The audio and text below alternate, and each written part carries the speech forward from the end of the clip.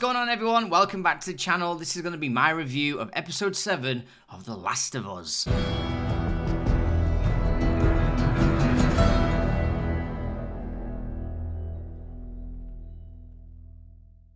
So I know that I've completely missed the review of episode 6. I was actually traveling and DJing somewhere at the time, and I did watch it, but I was just too busy traveling. And then by the time I got back, it was just like a week had gone by, and I was like, okay, I'll just maybe not do it episode 6. But I will just say right up that I absolutely loved it. I thought it was an amazing episode. It just followed pretty close to the game, and it led up to the whole moments and sequence that Joel gets injured. In the last episode, in the TV show, Joel gets injured by a guy who tries to hit him with a baseball bat and it breaks, and the guy uses the handle and stabs him in the stomach. Whereas in the game, Joel has a fight with the guy on the balcony of that place that they go to try and find the fireflies. I forget exactly what the building is, but they have a fight on a balcony, and they both fall off, and Joel falls and lands on a spike in the ground. I would have liked them to have just done that, because that's what happens in the game, and I think it's a really, really good way to do that. But then I also thought that it's maybe a little bit too unbelievable, because if Joel fell from that height, you're going to smash your head and you probably would die. Well, you'd have more injuries than just your stomach anyway, so it worked in the game anyway, but I'm happy with the choice they made to change it. I thought it worked, not walked. I thought it worked really, really well, and yeah, I thought that episode was great. There is moments, though, in the last episode, quickly before I go into this episode, that I wish that they had done, and I'm a little bit confused whether they have skipped past it or it's going to happen at some point.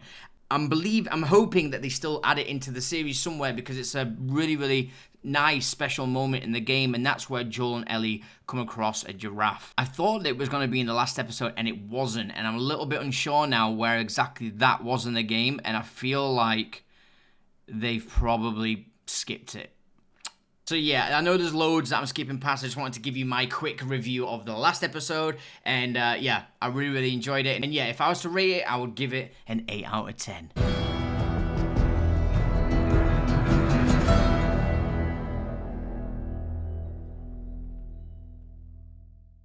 Right, so let's get into episode 7. What did I think of this episode? Well, once again, it's just so good. I love this episode, and also, I haven't played the DLC, and this episode is based on the DLC, Left Behind. I never got to play that. I don't know why. I don't even remember it. I don't even remember there being a DLC, so I'm a little bit gutted that I haven't played that, but I love the fact that we've got it put into the show, because now I get to know the story and what happened in the DLC, and it's a really beautiful, lovely, heartwarming, tragic story. And again, that's why I love The Last of Us and the storytelling behind this game, and now the TV show, is that it's all about the characters, and there's so many amazing moments, like in this episode where we get to spend time with Riley, Ellie's best friend.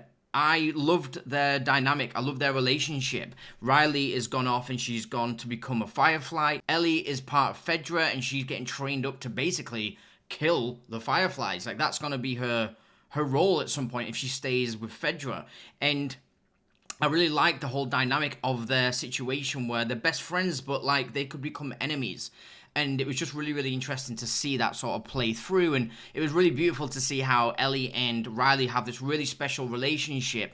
And Riley is going to basically go away forever. And this is going to be the last day that she's ever going to spend with Ellie. So she treats her to what would be the most amazing experience ever. Like, me and my friend who watched this together, again, we watched it in VR cinema, in Big Screen, which is a VR app where you can go to the cinema with your friends. I watch this every single week in VR with my friends. It's the best experience ever. I would recommend this to anyone. But me and my friend were watching this, and when we seen that Ellie was in this huge shopping mall, and she was walking down the aisles of the shopping mall, and you were seeing all these like brands that we know, like Foot Locker and Gap and Victoria's Secrets, GameStop, CVS, and it was just such a, I don't know, it was just such a really, really cool moment. I just really enjoyed the whole set. It was an amazing set. Like, if this was a real set and it wasn't in location, like it wasn't actually in a mall. Like I genuinely can't tell whether this was a set or in a mall. It could have easily been in a mall and they just made it look like it was in a post-apocalyptic state, but it could have easily just been a set as well, and that's what's so interesting is I don't know, but I loved it anyway. The production design on this was sick.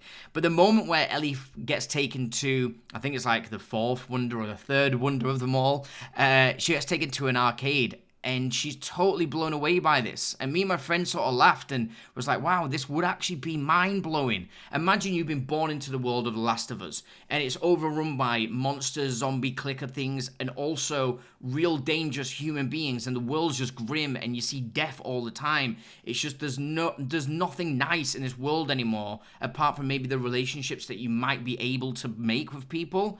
But like, to be able to go to an arcade when you've probably never even seen one in your life and you've never played a game in your life, like Ellie probably hasn't, it made me really feel happy for her and excited for her, because it would be amazing. She even says this is the most beautiful thing she's ever seen, and it probably would be. Look at all these purple neon lights, all these arcade machines, and all these different sounds and music, and going in there and getting to experience games and play Mortal Kombat 2 would have been like the best day ever. And I just think it's a brilliant story.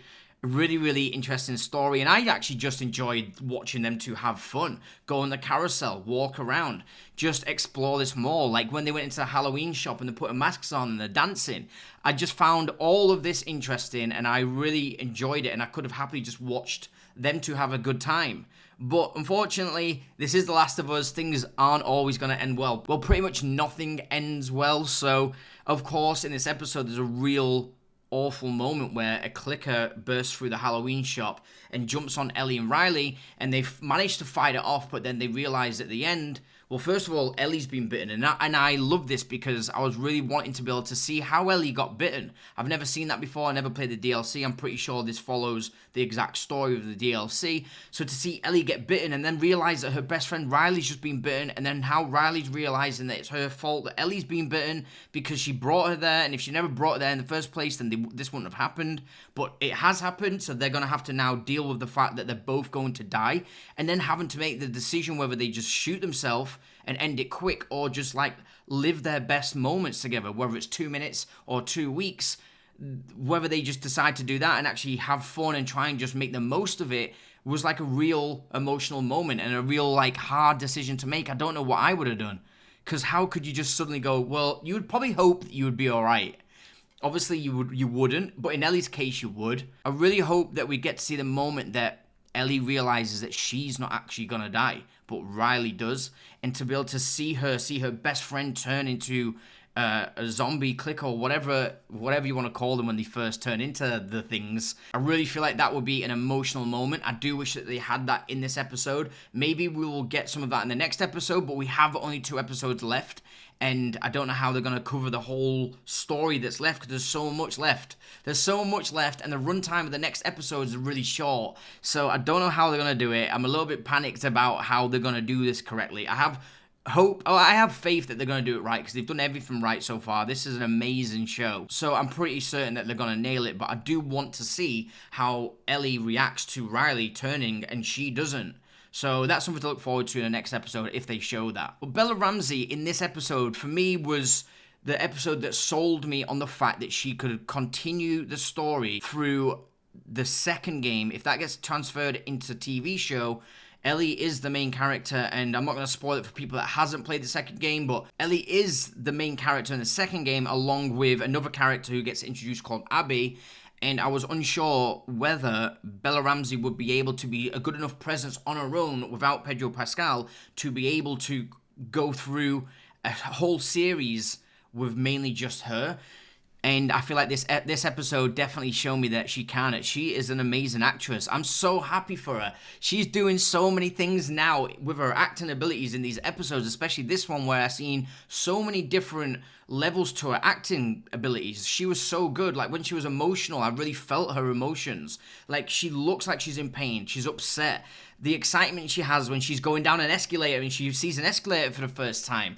Just her moments between her and Riley when she's clearly has feelings for Riley. She's attracted to her and she has feelings, and you can see her trying to like deal with them, but she's struggling. She did this all perfectly well. I could feel her emotions perfectly on screen, through the screen, and I just feel so happy for her. I think she's nailing it. She did an amazing job, and yeah, just well done, Bella Ramsey. Storm Reid, who plays Riley in this episode, she was great. What a really good actress she was. I don't think I've seen her before. I actually recognize her, but I couldn't say at all that I've seen her in anything.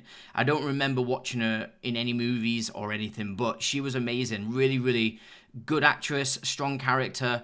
Really played the emotions and everything that happens really, really well. And yeah, just the whole acting in this show is just on point. One thing I will say before the end of this review is that I really hope that they don't just skip the whole part of the game where Joel has now been injured like he is in the game, but then Ellie goes off on like this journey to go and find him medicine to bring it back to obviously heal him.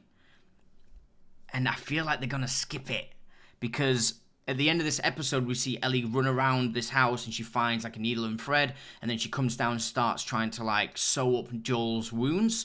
I don't think that didn't happen in the game in that way. She goes off and gets him medicine and brings it back.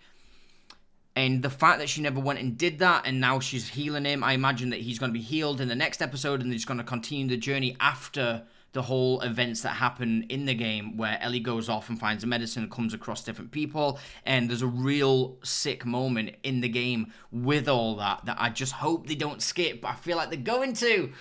And I will be a little bit gutted about that, I'll be honest, but I don't know, maybe they will include it, but I don't know how they're going to do this in the next 2 episodes. I think all in all, it's probably going to be about an hour and 30 minutes, an hour and 40 minutes for the next 2 episodes together. So, yeah. I mean, movies can do it pretty good, where they just rush everything to get the story done quick. So maybe they'll do it right, but who knows. But anyway, I absolutely love this episode. Again, another solid episode. This show is just constantly being great. So for me, if I was to give this episode a rating, I would give it another 8 out of 10.